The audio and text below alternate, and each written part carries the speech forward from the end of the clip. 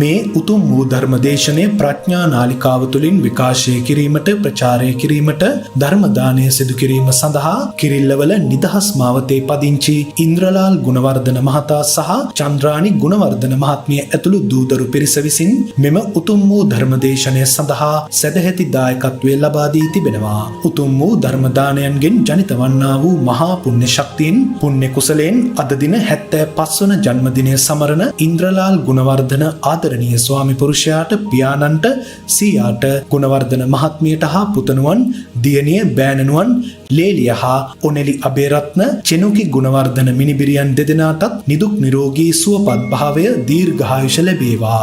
දරුවන්ගේ රැකී ආරක්ෂා කටයුතු සහ මුණුබුරන්ගේ අධ්‍යාපන කටයුතු ਸਰව ප්‍රකාරයෙන් සාර්ථක වී අනාගත අභිවෘද්ධිය සැලසේවා. සුජීවත්ව සිටින කල්යාණ වීරසිංහ ආදරණීය මෑණියන්ට දෙපාර්ශවයේ සහෝදර සහෝදරියන්ට දූ දරුවන්ට සහ ඥාතීන්ටද මේ කුසලය අත්පත්ව නිදුක් නිරෝගී සුවපත් භාවය චිරජීවනය සැලසේවා.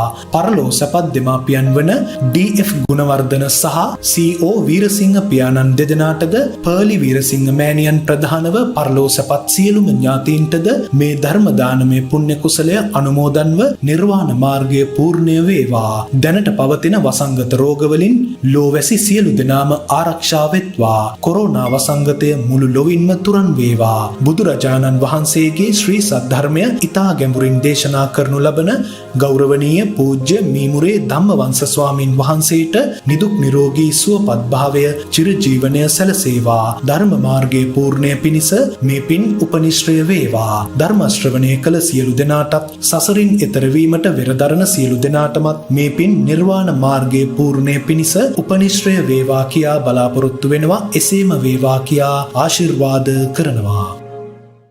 නමෝ තස්සේ භගවතෝ අරහතෝ සම්මා සම්බුද්දස්ස. නමෝ තස්සේ භගවතෝ අරහතෝ සම්මා සම්බුද්දස්ස. නමෝ තස්සේ භගවතෝ අරහතෝ සම්මා සම්බුද්දස්ස. අතීතං අනුසෝචන්තේන පජප්පන්ති නාගතා පච්චුප්පන්නේන යාපෙන්ති තේන වන්නෝ පසීදති තී. ධර්මානුශාසනාවෙහි සදහැබර අනුග්‍රහකදායකත්වයේ දරන්නා වූ පවුලේ අය ප්‍රමුඛ මේ මොහොත අපට සවන් දීම සඳහා අවස්ථාව වාසනාව උදා කරගත්තා වූ ලක්වාසී ලෝකවාසී සදහැබර පින්වතුනි, අනුග්‍රහක බවතුන් අපට මේ වගේ අදහසක් ඉදිරිපත් කරලා තිබෙනවා. කෙනෙකුගේ සංසාරගත කර්ම මේ භවයේදී විපාක වශයෙන් අත්විඳීමේදී පැන නගින ගැටලුකාරී අවස්ථාවන්ට මුහුණ දීමට මනස ප්‍රගුණ කළ යුතු ආකාරයේ ධර්මය තුලින් පහදා දෙනු මැනවි. මෙන්න මේ පාඨය කියවීමේ ප්‍රතිඵලයක් වශයෙන් මට මතක් වුණ ගාථාවයි මේ මාතෘකා පාඨයේ වශයෙන් ගත්තේ. ගාථාවට අදාළ සූත්‍රය ආරණ්‍ය සූත්‍රය, එහි කීප වතාවක් ධර්ම දේශනා අපි කරලා තියෙන නිසා එය කරන්න බලාපොරොත්තු වෙන්නේ නැහැ. සංසාරගත කර්ම මේ භවයේදී විපාක දීම. මේක මෙහෙම තේරුම් ගන්න බලන්න. මිනිසා ජීවත්ව සිටියේදී සිතෙන් කයෙන් වචනෙන් දස අකුසල් කරනවා. පාප කර්මයන් ගිනරත වෙනවා. ඔහුගේ මනුස්සකම පිරිහි ගොස් ඔහුට ඊළඟ ජීවිතේ දුගතිගාමී උත්පත්තියක් හම්බ වෙනවා. දැන් ඔහු එතන විඳින්නේ පෙරපල කර්මවල විපාක. මිනිස් ජීවිතයේ කළා වූ පාප කර්මවලගේ දුක් විපාකය තමයි දැන් විඳින්න වෙලා තිබෙන්නේ. මිනිසා මෙහි ජීවත් වෙන ගමන් කුසල කර්මපතේට ආйти. යහපත් ක්‍රියාකාරකම් වලින් පුණ්‍ය කර්මයන් රැස් කරනවා. ඔහුට වඩාත් ඉහළින් දානීය සීලෙන් යුක්ත වුණේ නම් මරණයෙන් පසු උපපාතික දෙවියන් අතරට යන්න සිද්ධ වෙනවා. දැන් ඔහු දැන් විඳින විපාකය මිනිසා වශයෙන් කළපු පුණ්‍ය කර්මයන්ගේ විපාකය. මේ දෙදෙනාටම මේ විපාකේ විඳින්න ඇරුණාම ගැලවෙන්න බෑ. පාපකාරී පුද්ගලයාට පව විපාකයෙන් මිදෙන්න හැකියාව නැහැ, විඳින්න ඕන. පින්වන්ත පුද්ගලයාට ඒකේ සැපතක් තියෙන නිසා මිදෙන්න ඕනකමක් නැහැ, ඒකෙ මිදෙනවා. මිදින්න ඕන. ඒ ආශ්‍රයෙන් හිතන්න අපේ මේ ජීවිතය කියලා කියන්නේ අතීතය කිව්වහම පෙර ජීවිතේ පමණක් නෙවෙයි මේ ජීවිතේ අද දක්වා කොටසත් අතීතය. එතකොට අපට මෞකසින් බිහි වෙනකොට යම් කයක් ලැබිලා ඒකේ නිරෝගී බවක් හෝ රෝගී බවක්, අංග සම්පූර්ණ බවක් හෝ අසම්පූර්ණ බවක්, ලපකැලල් සහිත බවක් ආදී වශයෙන් විවිධත්වයක් තිබුණා නම් ඒක මව්පියන්ගෙන් ලැබෙනා වූ රූප ලක්ෂණ වලට අමතරව ඔබේ අතීත ජීවිතවල විපාකයක්. එතකොට මේ තත්වයන් තුල තමයි අපි මෙලොවට එන්නේ. අපට අර අපාගත සත්වයන්ට සහ දෙවියන්ට වගේ නෙවෙයි. අපාගත සත්වයින්ට දුක විතරයි, දෙවියන්ට ලෞකික සැප විතරයි. අපට සැප දුක දෙක නිති පෙරලේරිය සකලේ ලෝසෝකරේ. ඒ දෙකටම අපට මුහුණ දෙන්න සිදු වෙනවා. දෙකටම මුහුණ දෙන්න සිදුවීම තුළින් දෙකෙන්ම ගැලවෙන්න පුළුවන්කම තමයි කන සූත්‍රයේ ශන සම්පත්තිය කියලා පෙන්වන්න තියෙන්නේ. අර අපාගත සත්‍යයට එකෙන් ගැලවෙන්න තේරෙන්නේ නැහැ, දෙවියන්ට ගැලවෙන්න තේරෙන්නෙත් නැහැ. මේවා සමාජයේ තේරුම් ගන්නෙ නැහැ. ක්ෂණ සම්පත්තිලාභීන් මිනිස්සුયો. ඒ දෙකටම අයිති කම්පණයෙන් මිදෙන්න පුළුවන් කටයුත්ත කරන්න පුළුවන් මිනිසුන්ට. ඔබටත් මේ ජීවිතයේ මෙතෙක් කල්ලා ගමනේදී හෝ පෙර ජීවිතවල කළා වූ කුසල අකුසල කර්ම දෙකම බුදුන් වහන්සේටත් රහතුන්ටත් විපාක දුන්නයි කියන වචනේ විපාක නම් දුන්න තමයි. නමුත් ඒක විපාක වශයෙන් දුක් සැප විපාක දුන්නේ නැහැ. ඒක ප්‍රවෘත්ති විපාකයක් පමණයි. ඒක බාරගත්තේ නැහැ දුකක් සැපක් වශයෙන්. ඒ හිත හදාගත්ත බැවින්. ඒ නිසා බුදුන්ටත් පව් විපාක දුන්නා කියන වචනේ කියන්න ඉස්සර වෙන්න එපා. එතකොට ඒකෙන් කියන්නේ පව් විපාක දුන්නා බුදුන්ට කියන එක. සිවලි හාමුදුරන්ටත් විපාක දුන්නා කිව්වොත් එහෙම. එතකොට දාන විපාක ඒක පින් විපාකයක් නේ. එහෙනම් විපාක කියන්නේ පව් නෙමෙයි. පව් විපාක නෙමෙයි. යහපත් විපාක දෙකම විපාකය. නමුත් නික්ලේශී වුණන් පස්සේ විපාකේ බාර ගන්න විඳවන්නේ නැහැ. විපාකයේ තිබෙනවා. නමුත් ඒකේ දුකක් හෝ සැපක් නැහැ. මොකද උපේක්ෂාවෙන් පරතරයට පැමිණ ඇති බැවින්. ඔබට වෙතන තියෙන ගැටලුව ඔබ උපේක්ෂාවෙන් පරතරයට පැමිණ නැහැ. ඔබ මේ දෙපැත්තට ඇලෙන්න ගැටෙන්න පුරුදු වෙලා ඉන්නේ. දැන් මේකෙන් අහන්නේ අත්විඳීමේදී පැන නගින ගැටලුකාරී අවස්ථාවන්ට මුහුණ දීමට මනස ප්‍රගුණ කළ යුතු ආකාරයනේ. අන්න ඒක තමයි දැන් දැනගන්න ඕන.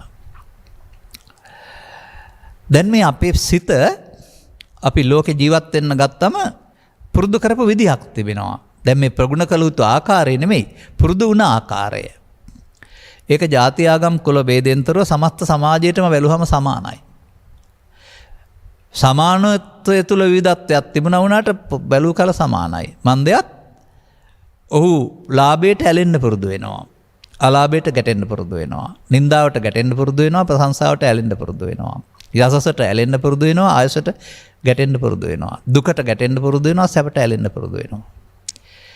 මෙන්න මෙහෙම මේ ලෝකයේ සිදුවෙන ධර්මතා 8ක් හමුවේ 4ක් හොඳයි 4ක් නරකයි කියලා ඒ දෙක සමග ඇලීමක් ගැටීමක් ඇති කරගත්තා. අද දක්වා ධර්මයේ තේරුම් ගන්න අද නම් අද දක්වා ගමනේදී මෙලෝ වශයෙන්ුත් මේක කළේ මින් පෙර ජීවිතේදීත් ඔක කළේ. දැන් ඉතින් මේ වර්තමාන මොහොත යනු මතක නැති පෙර අතීතයේ සහ මතක සහිත මේ අතීතයේ විපාක වාරය. දැන් මේක සමස්ත සමාජයට මුහුණ දෙන්න ස්වභාවයක්. නමුත් මේ ස්වභාවයට මුහුණ දී අකම්පිත වෙන ආකාරය පිළිබඳව පුහුණු කිරීම තමයි බෞද්ධකමේ තියෙන්නේ. දැන් මෙතෙන්ට අදාළ නැතත් ලෝක ධම්ම සූත්‍රය අරන් බලන්න. ඔය කියන කම්පිත අකම්පිත බව ඇතිවෙන්න අදාළ සාධකයන් ලෝකේ ඇති වෙනවා. අදාළ කරුණ සමග ඇලෙන ගැටෙන පුද්ගලයා දුක් වෙනවා සැප විඳිනවා. එයාට අසෘතවත් පෘථග්ජනයා කියලා කියනවායි කියලා බුදුන් වහන්සේ වදාරනවා. උන්වහන්සේගේ දහම් කරුණා සහ ප්‍රගුණ කර පුද්ගලයාට සුතවත් අරිය ශ්‍රාවකයා කියලා කියනවා. එයාට අර ධර්මතාවට ඇති වෙනවා. නමුත් කම්පණේ නැහැ. එතකොට කම්පණයේ දුක ගෙනත් දෙන්නේ ධර්මතා නොවේයි. Taman හදාගත්ත ඇලීම ගැටීම කියන එක තේරුම් ගන්න තරම් ඔබ ඥානවන්ත නම් ලෝක ධර්මයන්ට බැනලා වැඩක් නැහැ. ඒව හැම සිද්ධ වෙන්න එපා කියලා වැඩක් නැහැ. සැප විතරක් ප්‍රාර්ථනා කරලා වැඩකුත් නැහැ. ඔය මට සමහර පත්‍රිකාවල හම්බ වෙනවා සෞභාග්‍යයක් විතරක්ම ප්‍රාර්ථනා කරනවා. ලෝකේ කියන්නේ මම කියන්නේ වවුලාගේ මගුල් ගෙදර කියලා. වවුලා මගුල් ගෙදර ආවනම් ඒකේ ඔය මේ කබානත් නැහැ, මේසත් නැහැ, කුඩත් නැහැ, ඇඳ ඇතිරිලිත් නැහැ, පොසොල් පහසුම ආසනත් නැහැ. කටපාතට හරවන්න ගහේ එලිලා ඉන්න ඕන. එතකොට අර උඩ පැත්තෙන් පෙරණේවා කටදිග යන එක වළක්වන්නත් බෑ. ඒකයි ඒකෙන් කියන්නේ. අන්න ඒ වගේ මේ ලෝකෙට ආවනම් අටලෝ දහමට මුහුණ දෙන්න ඕනේ. ඕකේ සැප විතරක් ප්‍රාර්ථනා කරලා කාටවත් හරියන්නේ නැහැ. දුක එපා කියලා හැම. ඒ නිසා බුදුදහමෙන් උගන්වන්නේ සැප හොඳයි නවත්ත ගන්න දුක ගන්න එපා කියන එක නෙමෙයි. සැප දුක දෙක මධ්‍යස්තව දරා ගන්න පුරුදු වෙන්න කියන එක. නමුත් අර අපේ සමහර අයගේ ප්‍රාර්ථනාවල හොඳ පැත්තක් විතරයි බලාපොරොත්තු වෙන්නේ. එහෙම හොඳ පැත්ත පිළිබඳ ඇලීමක් තියෙන කෙනාට අනිත් පැත්ත ආපුවාම මුණ දිගන්න බැරි වෙනවා, දුක් වෙන්න සිද්ධ වෙනවා. ඒ චරිතය විග්‍රහ කරනු ලබන්නේ අසතවත් පෘථග්ජන භාවය කියන අර්ථයෙන්. අසතවත් පෘථග්ජනයාට සුතවත් අරිය ශ්‍රාවකෙක් බවට පත්වමින් ඇඳුම් මාරු කරගත්තේ නැති වුණාට දර්ශනය මාරු කරගන්න, චින්තනය වෙනස් කරගන්න බුදුරජාණන් වහන්සේ කරුණු පැහැදිලි කිරීමක් කරනු ලබනවා. මේ ඔබ අහන්නේ ඒක තමයි. එසේනම් මොකද දැන් කරන්න ඕන? කුමක්ද අර අටලෝ දහමට අදාළ සූත්‍රය පෙන්වන්නේ? අස්ථා පුතග්ජනෝපි සුතවත් අරිය ශ්‍රාවකෝපි uppංච ලාභං uppංච අලාභං. සුතවත් අරිය ශ්‍රාවකයාටත් අසුවත් පුතග්ජනයාටත් ලාභය අලාභය උපදිනවා. අර නොදන්නා පුද්ගලයා ලාභයේදී චිත්තං අනුරුජ්ජති, ඇලෙනවා. අලාභයේදී පටිවිරුජ්ජති, ප්‍රතිවිරුද්ධ වෙනවා. අන්න ඔබේ දුර්වලකම මේ පෙන්වන්නේ අර සිදුවීම ලෝකේ ඔබ ඒක සමග ඇලෙන ගැටෙන එක ඔබ හදාගත්ත දුර්වලකමයි. අන්න මේ පත්වෙන පීඩාව දුක මෙන්න මේ අනුරුජ්ජති පටිවිරුජ්ජති තුල තමයි සිදුවෙන්නේ. ඊළඟට සුතවත් අරිය ශ්‍රාවකයා ගැන කපාදලි කරද්දී uppannam o මේ ලාභං uppannam මේ අලාභං. මට ලාභයක් ඉපදුනා, අලාභයක් ඉපදුනා. නමුත් න චිත්තං පරිදාය චිත්තති. ඒන් සිත මුසපත් වෙන්නේ නැහැ. න අනුරුජ්ජති. ඒ පිළිබඳව අනුමත කරන්නෙත් නැහැ. න පටිවිරුජ්ජති. ඒ කියන්නේ ඇලෙන්නෙත් නැහැ, හොඳයි කියලා ගැටෙන්නෙත් නැහැ, මධ්‍යස්ත වෙන්න හුරු කරලා තියෙනවා කියන එකනේ. අන්න අපටත් එහෙමනම් මේ ධර්මතා හමුවේදී උපේක්ෂා සහගත වෙන්නට සිත හුරු කරන එකක් තමයි ආගමික ජීවිතය කියලා කියන්නේ. සාමාන්‍යයෙන් මේවා සම්බන්ධයෙන් ගම්වල තිබෙනවා ලස්සන වචන. ඔය ද්‍රවිඩ භාෂාවෙන් එක වචනයක් කතා කරනවා. සිංහල තේරුම උන දෙයට මොනවා කරන්නද? ගීතයක තියෙනවා හත්වලාමේ වෙච්ච දෙයට මක් කරන්නද? මම අහලා තිනවා අපේ පරම්පරාවේ මව්පියන්ගෙන් එහෙම දෙයක් සිදු වුණාම ඕවට මොනවා කරන්නද කියලා කියනවා. ඒකෙන් පෙන්වන්නේ ගැඹුරු ධර්ම අවබෝධයක් නැති වුණාට මේක දරා ගන්නව ඇරුණාම වෙන කරන්න දෙයක් නැහැ කියන එක. දරා ගන්නවා කියන එකේ තේරුම ප්‍රතික්‍රියා නොදක්වනවායි කියන එක. ඕක ලේසියෙන් අරින්නේ නැහැ මම ඕකට නිකන් ඉන්නේ නැහැ කිව්වොත් දරා ගන්නව නෙවෙයි. අන්ලේ විදිහට මේ සමාජයේ ස්වභාවයෙන්ම හුරු වෙන වැරද්දක් තමයි අටලෝ දහම හමුවේදී ඇලෙන ගැටෙන පුරුද්දක් ඇති කරගන්න එක. දැන් එවිට හැමදාමත් මාරුවෙන් අටලෝ දහම එනකොට ඒව නිසා ඇති වෙන්නා වූ මේ අනුරුජ්ජති පටිවිරුජ්ජති කියන කාරණාවේදී සිතයිට ඇලීමෙන් ගැටීමෙන් හොඳ දේ නැතිවීමෙන් දුකටපත් වෙන්න, නරක දේ ලැබීමෙන් දුකටපත් වෙන්න. හොඳ දේ ලැබීමෙන් ටිකක් සතුට තිබුණාට ඒක නැතිවීමෙන් පිහි විප්පයෝගෝ, ප්‍රිය දේවල් වලින් අහිමි වීම තුළ දුකපත් වෙනවා.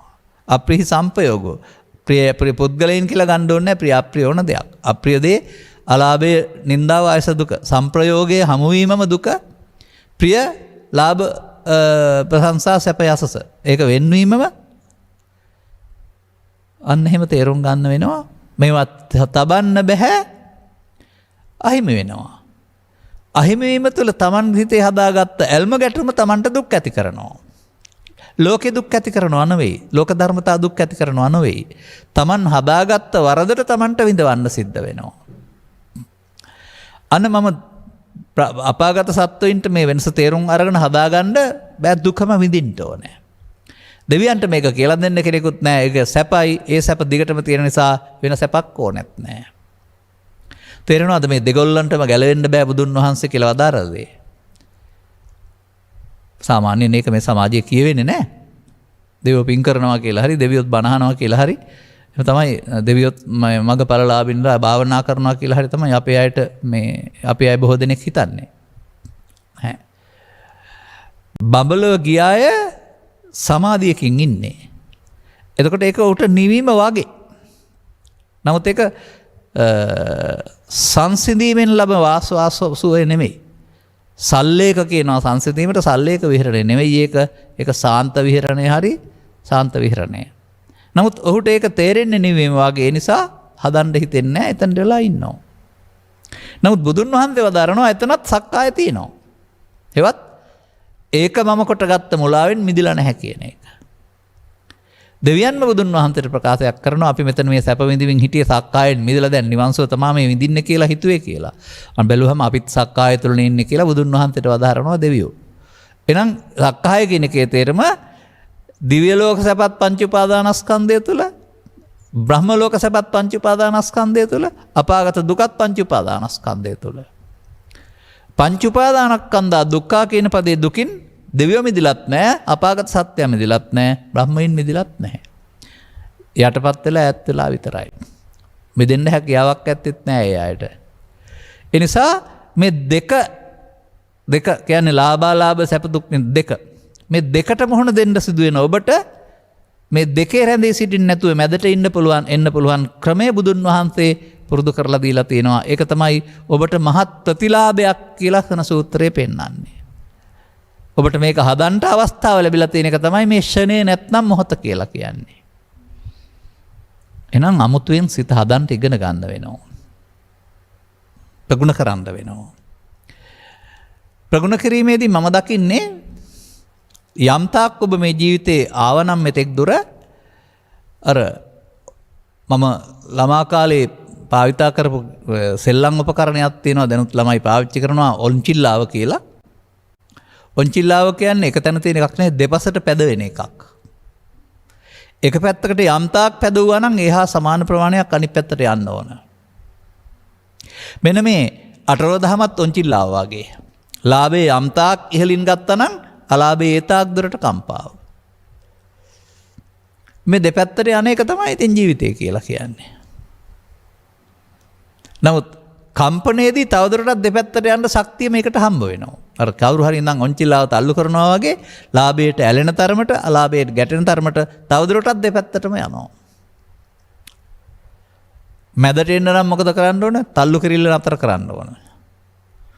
ඔන්චිල්ලාව පදවන එක නතර කළොත් දෙපැත්තට ගිහින් ක්‍රමයෙන් නැවදින් මැද නතර වෙනවා. අන්න වගේ බණ තේරුම් ගන්න එක උපරිම මට්ටමට ඔන්චිල්ලාව පැදවීම වශයෙන් දැකලා බණ තේරුම් ගත්තාම පදවන්නා නවත්තපුවම ගිය වේගෙන් ටිකක් දුර ගිහින් මැදට එනවා වගේ ඔබට ජීවිතේ හදන්න පුළුවන් වෙනවා මේ අර්ධර්මතාවය උපේක්ෂාව තැන දක්වා. දැන් බලන්න අර ගාථාව ඔස්සේ මම කියන්න හැදුවේ මොකද්ද කියලා. ඔබට මොකද්ද මේ දැන් මේ ජීවිතේ හෝ පරණ කාරණා නම් අහවල් කරන වශයෙන් දකින්න බෑ. නමුත් කම්පනයක් එනවනේ. ඔබට කොහොමද මේක එන්නේ? ඔබට මේක මතක් වෙන විට ඒක පැරණි අතීතයක් සිද්ධියක් ගත වුණ දෙයක් මල දෙයක් වශයෙන් දකින්න සිහිය නෑ නේද? ඔබ පැරණි සිද්ධිය හා සමාගම සිතින් ඒක සිදුවීමක් වශයෙන් දකිනවා නේද?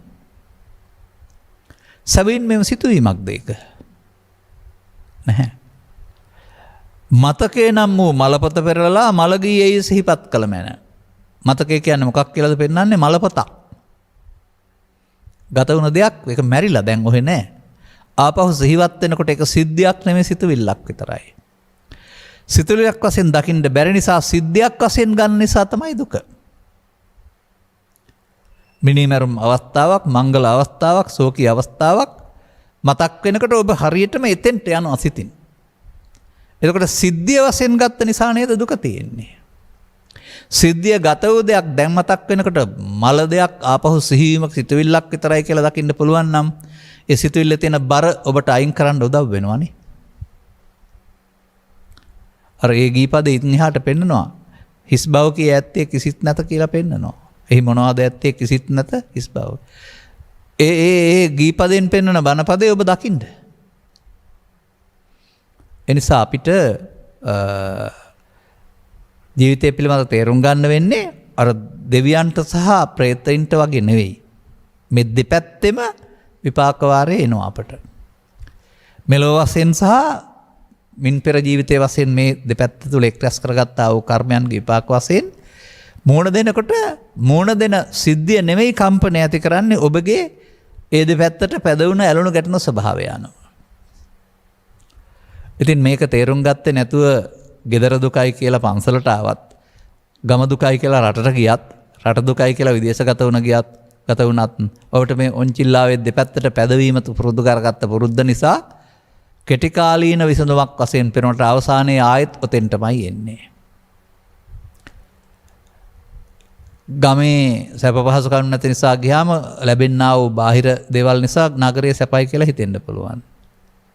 නගරයේ ඉන්න මිනිස්සුන්ට කැම්බීම් හිඟ වෙනකොට රත් වෙනකොට අනිත් වඳුරු වැඩි වෙනකොට නගරයේ දුකයි ගම සැපයි කියලා හිතෙන්න පුළුවන්. නීතියක් යටතේ පාලු වෙන රටවල් වල හොරමැරකම් නැති නිසා, අපරාධ නැති නිසා, නිදහසේ ඉන්න පුළුවන් නිසා මීට වඩා සැපයි කියලා පේන්න පුළුවන්. ඒ බාහිර වශයෙන් මේ වෙනස්කම් පවතිනවා 100 ගණනකින්. නමුත් ආපහු ආයෙත් ඔබ යනෝ ලාභයට ඇලුන, අලාභයට ගැටුණ, නින්දාවට ගැටුණ, ප්‍රශංසාවට ඇලුන ඔබේ මානසිකත්වයමයි කොහේ හිටියත් පරණ වෙනකොට ඕක ආයෙන්න ගන්නවා. දැන් මේක මොකද්ද ඊට පස්සේ තේරුම් ගන්න ඕන? අන්න එතනදි තේරුම් ගන්න ඕන බුදුරජාණන් වහන්සේ වදාළ මම කිව්වේ මොකේටද කියලා. ඔබ මම කිව්වේ කයට, බුදුරජාණන් වහන්සේ මම කියන්නේ ලාභයට ඇලීමට, අලාභයට ගැටීමට, නින්දාවට ගැටීමට, ප්‍රශංසාවට ඇලීමට. ලියාගන්න, මතක තියාගන්න, ඇලීමෙන් ගැටීමෙන් මම හැදේ. අන්න දුක් ගෙනත් දෙන්නේ ඒ මමනේ. ඒ ඇලීම මමකට ගැනීම, ගැටීම මමකට ගැනීමනේ. ඔබ ළමා කාලේ පටන් බුද්ධං සරණං ගච්ඡාමි කියා නැත්නම් වෙනත් ආගමක සරණ ගැන කියා මේ දෙකට ඇලෙන ගැටෙන ජීවිතයක් නේ ගත කළේ. ඔබ පාවිච්චි කරලා තියෙන්නේ මඤ්ඤමානේනේ. ඒකේ පීඩනේනේ දැන් ඔය හම්බ වෙන්නේ. යම් තාක් ඔබ මේක දෙපැත්තට පැදෙව්වාද ඒ තාක් ඔබට කම්පණය හම්බ වෙනවා. ඔබ තේරුම් ගන්නවද මේ දුක යන්න ලෝකේ තියෙන එකක් නෙමෙයි, ඔබ හදාගන්න එකක් කියලා. ලෝකේ තියෙන එක දුකක් නම් එහෙනම් බුදුන්ටවත් දුකින් නිදහස් වෙලා ඉන්න හම්බ වෙන්නේ නැහැ. නමුත් බුදුන් වහන්සේ වදාරනවා ආර්ය පුද්ගලයෝ අටලෝ දහමේ දුක් වෙන්නේ නැහැ කියලා. ඒ මොකක් නිසාද? අටලෝ දහම නැති නිසාද? නෑ, ඒක තුල බාර ගැනීම, ප්‍රතික්ෂේප කිරීම කියන අන්ත දෙක අතහැරලා මැදට ආව නිසා. උපේක්ෂා පාරමිතා, උපේක්ෂාවෙන් පරතරට පමුණවන්න වෙනවා. උපේක්ෂාවට හදන්න වෙනවා. ඔන්චිල්ලාව නවත්තන්න නම් පැදවීම, තල්ලු කිරීම, ඒකට ශක්තිය, ප්‍රවේගය ලබා දෙන එක නවත්තන්න වෙනවා. ඔබට මේ කම්පාව නවත්තන්න නම් ඔබත් මේකට ඇලෙන ගැටෙන එක, එකතු වෙන එක, අනුරුජ්‍යති පිට විරුජ්‍යති. අන්නේ දුර්වලකම හදන්න පුරුදු කරන්න වෙනවා. කොහොමද කරන්නේ? යම්තාක් දුරට ඔබ මේ ජීවිතය ගත කරලා තිබෙනවා නම්, ඒක ආයතනයක්ද, ඒ නිවසද, ඒ පාසලද, ඒ බස් රථයක්ද, ඕන තැනක්. ඒ Taman ජීවත් වෙන තැන තිබෙනා වූ පරිසරය තුළදී තමයි මේ කියන ධර්මතාවලට ඔබට මුහුණ දෙන්න සිදු වෙන්නේ. එක තැනක් නොවේ. මම පෙන්නවා රියදුරාට මහමගදී, කොන්දස්තරට බස් රථය තුලදී, මව්පියන්ට දරුවන් සමග, සැමියාට බිරිඳ සමග, ගුරුවරයාට ශිෂ්‍යයන් සමග, පාලකයාට සේවකයින් සමග, ඡන්දදායකයාට පාලකයින් සමග. බලන්න. ඒ හැම තැනකදීම නොවේද මේ මාධ්‍ය තුල ගැටුම් ප්‍රදර්ශනය කරන්නේ, ඇලීම් ප්‍රදර්ශනය කරන්නේ. නැවතත් එන්න හරි අත උස්සලා ආචාර කිරීම කියන හරි වෙන්න ඇලීම් පෙන්නනවා. තීරණයක් වර්ධයෙන් ගත්තාම ඊට පස්සේ බඹෙක් හදලා පුච්චනවා, දැන් ගැටීම් පෙන්නනවා. බලන්න. මිනිසුන්ට ප්‍රශ්න තියෙන්නේ ගෙදරද? ගෙදරත් තිබෙනවා. ගොවිතැනෙත් තිබෙනවා. වෙළඳාමෙත් තිබෙනවා. ආනයනෙත් තියෙනවා. අපනයනෙත් තිබෙනවා. දේශපාලනෙත් තිබෙනවා. පාසලෙත් තිබෙනවා. ස්වාමි සේවක කොතනද නැත්තේ? මේ හැමතැනම දුකයි මහාන වෙන්න ඕන කියලා ඕක අතහැරලා කැලේට ගියාට කැලෙත් ඕක තියෙනවා ඊට පස්සේ. මතක තියාගන්න. එහෙම මග ඇරලා ගැලවෙන්න පුළුවන් තැනක් නෙවෙයි මේක. එහෙම තමයි අපේ අය හිතන්නේ. ඔය ගෙදර අය ඔය කරදරේ තියෙන්නේ. ඉඩ කඩම් ටික බෙදා ගන්න තමයි සහෝදරයෝ ටික සටන් නදින්නේ. මට ඔකට කරදරයක් මම මහාන වෙනවා. දැන් ධර්මයේ දැකලා මහාන වුණා නෙවෙයි. අරකින් පලා ගියා. දැන් ඊට පස්සේ එතන තියෙන සහෝදර පිරිස අතර පැවිදි සහෝදර පිරිස අතර ඉඩ කඩම් ටික හරි තව මොකක් හරි බෙදා ගන්න ආයෙත් අර තරංගය. එහෙමයි මම දකින්නේ. ඒ පෘථග්ජන භාවය තුළ එක තැනකින් මග ඇරියට අනිත් තැනත් ඕකමයි තිබෙන්නේ. එහෙම නැත්නම් ඔබ කාන්තාවක් වශයෙන් ගෙදර දොරේ තියෙන කරදර දරුවන්ගේ හරි එහෙම නැත්නම් සහෝදරින්ගේ ආද කලකිරෙනවා. ඔබ ගිහින් තවත් තැනක ඇඳුමක් මාරු කරගන්නවා. එතනත් ඉන්නේ පෘථග්ජනය නම් එතන ඉඩ කඩම් වෙනකොට තව මොනවා හරි සම්බන්ධයෙන් අර වාද විවාදේ තියෙනවා. ඒ නිසා මිනිසා දුකටපත් කරන්නා වූ කාම විතර්කයේ, ව්‍යාපාද විතර්කයේ, විහිංසා විතර්කයේ නැති තැනක් නැහැ. කොතන තිබුණත් Taman හදාගත්ත එක ඉපදුනහම ඒකේ තමයි දුක තිබෙන්නේ. කාම විතර්කය කියලා කියන්නේ අදහස ලෝභය හිතට එන එකට, ව්‍යාපාද විතර්කය කියලා කියන්නේ තරහ හිතට එන එකට, විහිංසා විතර්කය කියන්නේ ඒක විනාශ කරන්න අවි අතට ගන්නවට. දැන් බලන්න. ඔය මම පෙන්නපු හැම තැනකම ඔය ත්‍රිවිධ විතර්කය නෙමෙයිද මිනිස්සුන්ට දුක් ගෙනත් දෙන්නේ කියලා. අන්න දැන් ඔබේ පරිසරයට ඔබ යන්න. මේ පරිසරයේ කරදරයි මම මෙතනින් මිදෙන්න ඕන කියලා කියන්නේ ඉස්සරහට කොට්ටේ මාරු කරන්න හදන්නේ. ඒ කියන්නේ ඉස්සරහදී තියෙන ඉසේ ඔබ ඒක හඳුනාගත්තේ නැතුව කොට්ටේ මාරු කරලා සුවයක් හොයන්න හදනවා. ප්‍රශ්නෙට පිළියම හමු වෙන්නේ නැහැ. ලෝකේ මිනිස්සු ඉස්සරහට කොට්ටේ මාරු කරන්න හරි දක්ෂයි. මොකද ලේසියිනේ. බුදුරජාණන් වහන්සේ කොට්ටේ මාරු නොකර ඉස්සරහදී සුව කරන්න උගන්වපු කෙනෙක්. එනිසා තේරුම් ගන්න අවශ්‍ය වෙනවා මේවා බාහිර ලෝකේ තියෙන කාරණා සමග අපි ඇති කරගත්ත ඇලීම ගැටීම තුළ අපට මේක එනවා ඇරුණාම බාහිර ලෝකේ ඕවා නැහැ කියලා. එබැවින් අපිට මේකට ඇලෙන ගැටෙන සිත ආපහු හදන්න වෙනවා. බලන්න අර අනුරුජ්‍යති පටිවිරුජ්‍යති නැත්නම් ඒකට කියනවා ඇලෙනවා ප්‍රතිවිරුද්ධ වෙනවායි කියලා. ඒ වෙනුවට උන්වහන්සේ වදාරනවා න අනුරුජ්‍යති න පටිවිරුජ්‍යති. ඇලෙන්නෙත් නැහැ ගැටෙන්නෙත් නැහැ. ඇලෙන්න ගැටෙන්නේ නැතුව ඉන්න මම ඇලෙන්නේ නැහැ කියලා හරි මම ගැටෙන්නේ නැහැ හරි කියලා හරියන්නේ නැහැ. මේ හටගන්න දේ තුල පවතිනා වූ මේ ගැටුම ස්ථාවරද ශනික දෙයක්ද? හටගත්තොත් අල්ලාගත්තොත් මොකද වෙන්නේ? හටගත්ත දේ අල්ලාගත්තේ නැත්නම් මොකද වෙන්නේ කියන එක පිළිබඳ අවබෝධයක් තියෙන්න වෙනවා. සිත්ති හටගත්ත දේ අල්ලාගත්තොත් මොකද වෙන්නේ? අල්ලාගත්තේ නැත්නම් මොකද වෙන්නේ? නිරීක්ෂණය කරලා බලන්න. බුදුන් වහන්සේ වදාළ නිසා නෙමෙයි ඔබ නිරීක්ෂණය කරලා බලන්න ඔබේ හිත තුළ. අල්ලා ගන්නවා කියන එකේ තේරුම ඇලෙනවා ගැටෙනවා කියන එක. අල්ලා ගන්නවා කියන එකේ තේරුම මමත්වෙන් ගන්නවා කියන එක. ඇලුනත් මමත්වෙන් ගැනීම, ගැටුනත් මමත්වෙන් ගැනීම. ඇලුනොත් ගැටුනොත් ඒක අවසන් වෙන්නේ ආපහු විපාක වාරයක් සඳහා ඉදිරියට තබමින්. ඒක පස්සේ ආපහු විපාක වාර වශයෙන් එනවා. අන්න ඔබ කියන මේ විපාක වාරයේ මෙලොව වශයෙන් සහ ඉස්සර ජීවිතයේදී කරපු ජීවල විපාක වාරය දැන් මේ එන්නේ. දැන් ඉතින් මේකට මුහුණ දෙන අය දරා ගන්න බැරි තරම් හිසේ අමාරුවකින් විශාල බරකින් මුහුණ කළු කරගෙන නින්ද යන්නේ නැතිව මහ විශාල ප්‍රශ්න වැලක ජීවත් වෙන්නේ.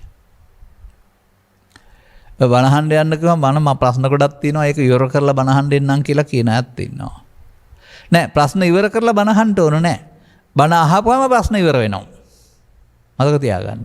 ඒ බණ වලින් කියලා දෙන්නෙම ඔය ප්‍රශ්නේ තියෙන ඔය ભેදකාරී බව සහ විනාශකාරී බව සහ ශූන්‍ය බව. ප්‍රශ්නයක් නැති බව. ඔබ ප්‍රශ්නයක් කරගෙන තියෙන්නේ කියන එක බණ වලින් කියලා දෙනවා. කියලා දුන්නාම ඔබට මේ කරදර වලින් මිදෙන්න බණ උදව් වෙනවා. නිසා මේ රටේ ඉන්න බොහෝ දෙනාගේ චින්තනයන් මා දැකනවා හඳුනනවා. වුන් කල්පනා කරන්නේ කරදර gedara හරියට. බණක් අහන්න වෙලාවක් නැහැ. හිතෙන්ගකතාවේ බණ අහන්න බෑ. ඒ කරදර නිකන් ඉවර වෙයි. එතකොට බණ අහන්න වෙලාව හම්බ වෙයි. කවදාවත් ඉවර වෙන්නේ නැහැ. කරදර ඉවර කරන පාර බණ තුල තියෙනවා. අන්න ඒක විශ්වාස තියන්න. මොකද ඒකෙන් මේක මේ අනුරුජ්‍යති පටිවිරුජ්‍යති වෙනුවට නානුරුජ්‍යති න පටිවිරුජ්‍යති උගන්වනවා. මේ දරාගන්න බැරි කම්පනීය ස්වභාවය වෙනුවට දරාගන්න පුළුවන් ස්වභාවයක් උගන්වනවා. දැන් ඔය දරා ගැනීම කියන වචනේ තේරුම් කරලා දෙන්න ලේසි විදියක් තිබෙනවා. ඔය ට්‍රැක්ටර් එක ගොඩ වෙලා ගමනක් යන්නකෝ. එතකොට ට්‍රැක්ටර් රෝද ඇලවෙන්න තරමට වලට වැටෙන තැනට ඔබත් ඇලවෙන්න ඕන ගැටෙන්න ඕන රිදෙනවා හැප්පිලා. ඇයි? ට්‍රැක්ටර් රෝදවලට කම්පනය උරා ගන්න උපකරණය හයි කරලා නැහැ. ෂොක් ඇබ්සෝබ් හයි කරලා නැහැ. ඇබ්සෝබ්. නමුත් ඔබ සුව පහසු වාහනයක යන්න ඒත් වලවලට වැටෙනකොට රෝදවලට දැනෙනවා. රෝද වලට දැනුණට අර උරා ගන්න උපකරණය විසින් ඔබව ඒකින් නිදහස් කරනවා. ෂොක් නැත්නම් කම්පනය උරා ගන්නා උපකරණය ෂොක් ඇබ්සෝබර්. බුදුරජාණන් වහන්සේ මිනිස්සුන්ගේ ජීවිතේට ෂොක් ඇබ්සෝබර් එකක් නේද මේ දීලා තියෙන්නේ. ඒක හයි කරගන්නේ නැත්තේ ඇයි? ඔබ රැට් රෙකෝඩ් වෙලා යන්න හදනවා. ගින් කියනවා මේ වලවල් වැටෙනවා රිදෙනවායි කියලා. මතක තියාගන්න. පෘථග්ජනයයි කියලා කියන්නේ එහෙනම් ඒ කම්පනය උරා ගන්න පුළුවන් අවබෝධයක් නැතුව ට්‍රැක්ටර් එක ගමන් කරන්නා. ආර්ය පුද්ගලයයි කියලා කියන්නේ කම්පනය සිදු වුණාට ඇතුළට දැනෙන්නේ නැති විදිහට ඒ පිරිණි උරා ගන්න උපකරණයක් හයි කරපු කෙනා. මේක උරා ගැනීම කියන්නේ මෙතන බාර ගැනීම. ආර්ය භාවය තුළ තියෙන්නේ බාර නොගැනීම. මේකට නම් දෙකක් තියෙනවා ඊට පස්සේ. ඒකටයි අනිත්‍ය නිට්ටය කියන්නේ කියලා ඔබ දැනගෙන හිටියේ නෑනේ. අන්න එතනයි වැරද්ද තියෙන්නේ. දැන් ඔය ලාභයට ඇලෙන එක ලාභය මගේ මම මගේ ආත්ම. එතකොට ලාභය නිත්‍ය සුඛ ආත්ම වුණා. අලාභය මගේ මම මගේ ආත්ම. ඒ අලාභයත් නිත්‍ය සුඛ ආත්ම. ඒක එපා. අරක ඇලීම මේක ගැටීම. අන්නේම බුදුරජාණන් වහන්සේ මම හදලා දෙන්නේ ඔබට හදනවා පෙන්වන්නේ මාන්නයෙන් හෝ කයන්නයෙන් නෙමෙයි මේවා සමග ඇලීමෙන් ගැටීමෙන්. දැන් ඉතින් කල්පනා කරලා බලන්නකෝ එකම සිද්ධියක් සම්බන්ධයෙන් කෙනෙකුට තියෙන සැප හෝ දුක සමානද කියලා. රූපයක් සම්බන්ධයෙන් හරි, ශබ්දයක් සම්බන්ධයෙන් හරි, හතුරෙක් සම්බන්ධයෙන් හරි, මිතුරෙක් සම්බන්ධයෙන් හරි, ආගමික උත්සවයක් සම්බන්ධයෙන් හරි. වෙසක් උත්සවයේ තියෙන උන්මාදය ඔබට ඇරුණාම අනිත් ලෝකේ ඉන්න ආගමිකින්ට කාටවත් නැහැ. නත්තල් උත්සවයේ තිබෙනා වූ ප්‍රීතිමත් බව උන්ට ඇරුණාම ලෝකේ අනිත් ආගමින්ට කාටවත් නැහැ. වෙනත් එබඳු ආගමික උත්සවයක් ගත්තාම ඒකේ පවතිනා වූ පූජනීය බව ඔවුන්ට ඇරුණාම අනිත් අයට නැහැ. එතකොට ඒක ඒ උත්සවේ ඒකේද තියෙන්නේ Tamanගේ සිතේද? Taman නේද මේක ලොකු කරන් හදාන තියෙන්නේ. අන්න එහෙම ඔබ දකින්නවද මේවා? මේ ලෝකේ යම් යම් දේවල් වැදගත් වෙලා තිබෙන්නේ ඔබට. අනිත් අයට ඒක වැදගත් නැහැ. ඔබට ශ්‍රද්ධාව පැහැදීම උපදින යම් දෙයක් අනිත් අයට තරහ උපදින කාරණයක් වෙන්න පුළුවන්. ඉතින් මේ මෝඩකම කරගත්ත ලෝකේ කොහොමද සැනසෙල්ලේ ඉන්නේ? මේ ලෝකේ ජීවත් වෙනකොට ඔබට මේ ලෝකේ ඇවිදින්න ගියාපුවම කුරුස පේනවා. ඉර අහඳ පේනවා. නැසඳතහ තරුව පේනවා. ත්‍රිශූලය පේනවා. ධර්ම චක්‍රේ නැත්තම් බෝධිය චෛත්‍ය පේනවා. එහෙමත් නැත්තම් තව අවි දරාගත්ත දෙවි කෙනෙක් පේනවා. 16 අවි දරාගත්ත මොණු 6 අත් 12යි. තව જાති පේනවානේ ලෝකේ. දැන් මේවා සමග ඔබ ඇති කරගත්තොත් කිසියම් ආකාරයක ඇලීමක් ගැටීමක් දැන් ඇලීමේදී නම් දුකක් නැතොට ගැටීමේදී ඔබට ඒ වකුඩු කරන්න හිතෙනවා නේද? ඔබේ හිතේ දේශය උපදිනවානේ. ලෝකේ පුරා මේවා තියෙනවා. දැන් ඔබට එහෙනම් මේවට විරුද්ධත්වයක් හදාගත්තොත් දේශය උපදින එක වළක්වන්න පුළුවන්ද? නැහැ. ඔබ කරන්න ඕන දේ ඒ අයට වැදගත් ආගමික සංකේත උන්ට වැදගත් අවට වැදගත් වුණාට ඒ වැදගත්කමට දැන දීලා නිහඬව ඉන්න පුරුදු වෙන්න. කඩන්න විඳින්න යන්න කල්පනා කරන්න එපා. ඒකෙන් තේරුම් ගන්න ඒ එන්නා වූ ඇල්ම හෝ විනාශ කිරීම ඒක නෙවෙයි තියෙන්නේ Taman අගේකට සලකගත්ත නිසා. Taman පහත් කොට සලකගත්ත නිසා. Taman ප්‍රතිවිරුද්ධ වුණ නිසා. පේන කොටත් ණයට අඳුකල කියන අදහසේ තේරුම එහෙමනම් Taman හදාගත්ත විරුද්ධතාවය උපදිනවා. එන්නකෝ අවසන් නිගමනයකට මිනිස්සු මේ හදාගත්ත දුකක් තුළ ඉන්නේ ලෝකෙ මේක නෑ කියලා තේරුම් ගන්න.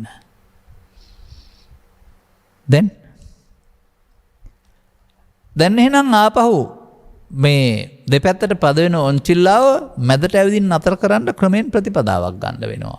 ඔන්චිල්ලාවේ නම් පදවන්න අතහැරියොත් හරි. මෙන්න මේකෙදිත් මේ කරවන්න අතහරින්න වෙනවා.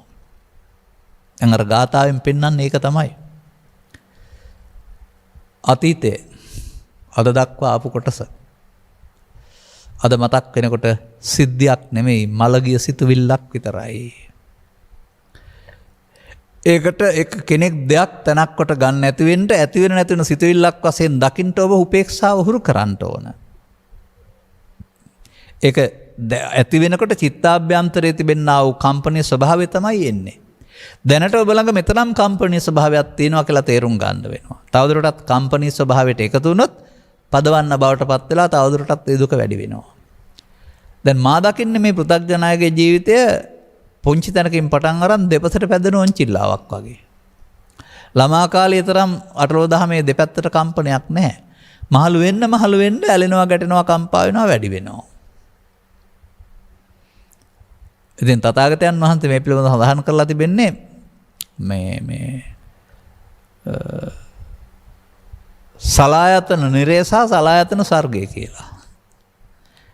මහණෙනි මම සලායතන නම් වූ නිරයක් දැක්කා. මහණෙනි මම සලායතන නම් වූ ස්වර්ගයක් දැක්කා කියලා කියනවා. මොකද ඒ පෙන්නන්නේ? දොරවල් හයට හම්බ වෙන හැම කාරණයක්ම ඔබට මේ ලෝකේ ජීවත් වෙනකොට උපදින්නේ නොසතුට, නොකමැත්ත, වෛරය නම්. උදේ ඉඳන් රැ වෙනකල් දැන් ඔබට මේ ලෝකේ ඉන්න පුළුවන් ද සතුටින්? නෑ. ඔබ ඉන්නේ ආයතන හයෙන් උපදින නිරේ, සලායතන නිරේ. හමු වෙන හැම කාරණයක්ම ඔබට උදින්නේ ප්‍රසාදේ නම්, මනාප යහපත් කාරණයක් නම් ඔබ ඉන්නේ ආයතන හයේ ස්වර්ගයේ. හැබැයි මේ දෙකටම ඇලිලා ඉන්නව ඇරුණාම නිදහස් වෙන්න බෑ. ඒක අර දෙවියන්ටත් බෑ ප්‍රේතයින්ටත් බෑ කියලා කියන්නේ. මිනිසාට පුළුවන්. මේ දෙක තේරුම් කරලා දෙන්න මිනිසාට පුළුවන්. තේරුම් කරලා දුන්නාම මේ හදාගත්ත දුකක සහ හදාගත් සැපතක මේ ඉන්නේ මේ දෙකම වේදිතයි. මේ දෙකේ නතර වෙන්න බෑ. මැදට ආවම නතර වෙන්න පුළුවන්. එඳ බුදු සමයේ පෙන්වන උපේක්ෂා පාරමිතා කියලා වචනයක්. මධ්‍යස්ථ බවට පත්වීමෙන් පරතරටම යන්න පුළුවන් කියන එක. එතකොට එහෙමනම් ඔබ පෙර කළ දේ මේවා සමග ඇලෙන ගැටෙන එක. ඒකට කියනවා අල්ලා ගැනීමෙන් තැවුල දේශනා කරන්නේ කියලා. දැන් අල්ලා නොගන්න පුරුදු කරන්න ඕනනේ. දැන් අහන්නේ සිත පුරුදු කරන හැටිනේ. ඒ ගැඹුරු දහමකින් තොරව සිත පුරුදු කරන හැටි තමයි අර පෙන්වන්නේ වෙච්ච දෙයට මක් කරන්නද? ඕවා මොනවා කරන්නද? ඒ කියන කතාවෙන්. නමුත් ඒක ගැඹුරට ගියාපුවාම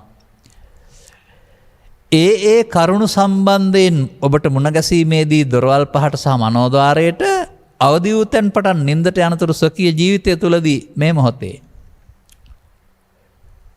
මේ ඔබේ චිත්ත අභ්‍යන්තරය තුළ තිබී සිතට මතුවෙන්නා වූ කම්පනයේ ස්වභාවය ඔබට දුක වශයෙන් දැනෙනවා. ඔන්න දුක. මානසික දුක, ආතතිය.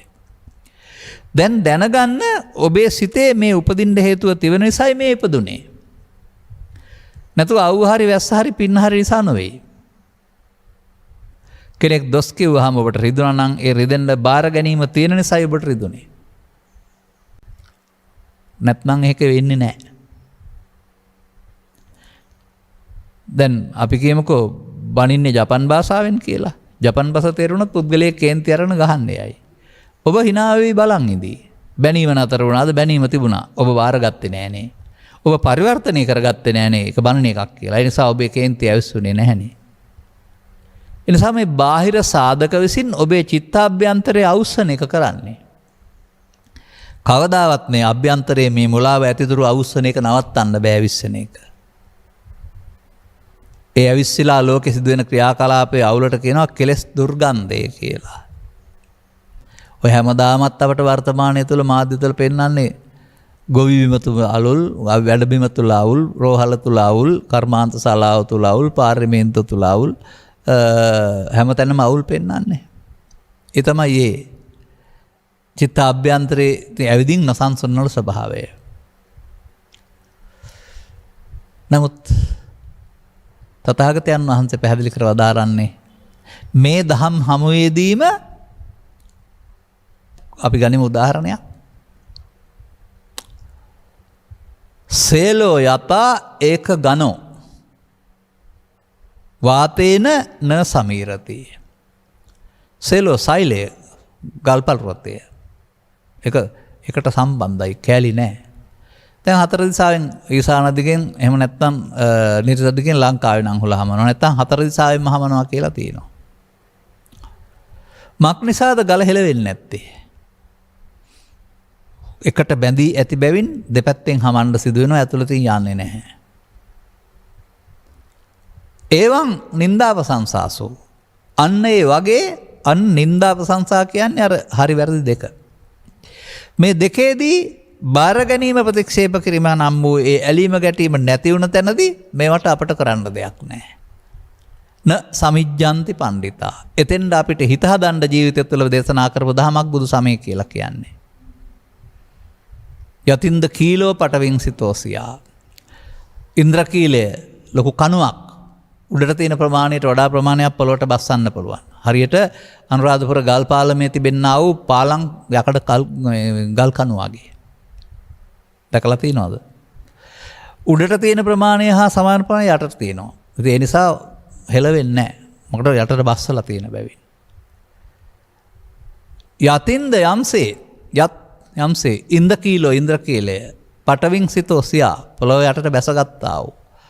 දැන් ඉතින් චතුබ්බි වාතේ බින සම්පකම්පිය හතර පැත්තෙන් හුලං හමනවා උඩ ටික හෙලවෙන්නේ නැහැ. මොකද යටට හොඳට බැහැලා තියෙන නිසා. අන්න බලන්න.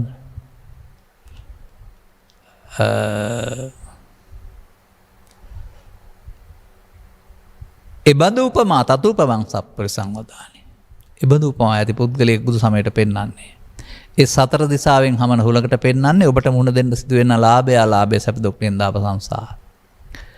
මේවා ඔබට දුක් ගෙනත් දෙනවා නොව මේවා බාර ගැනීම දුකක් ගෙනත් දෙනවායි කියන අවබෝධය ලබා ගන්න. බාර ගැනීම කියන එකට මමත්වෙන් ගැනීම කියන අර්ථය ගන්න. බාර ගැනීමට නිත්සුකාත්ම වශයෙන් ගැනීම කියන අර්ථය ගන්න. බාර ගැනීමට ඒවා සමග ඇලීම ගැටීම කියන අර්ථය ගන්න. මෙතන ඉඳලා දුකින් මිදෙන්න බෑ. කැලේ හිටියත් බෑ, ගෙදර හිටියත් බෑ, සිවුර පරව ගත්තත් බෑ, රටකට ගියත් බෑ, මොනවා කරගත්තත් බෑ. මොකද ඔබ ළඟයි මේ දෝෂේ තියෙන්නේ, පෘථග්ජන දෝෂේ.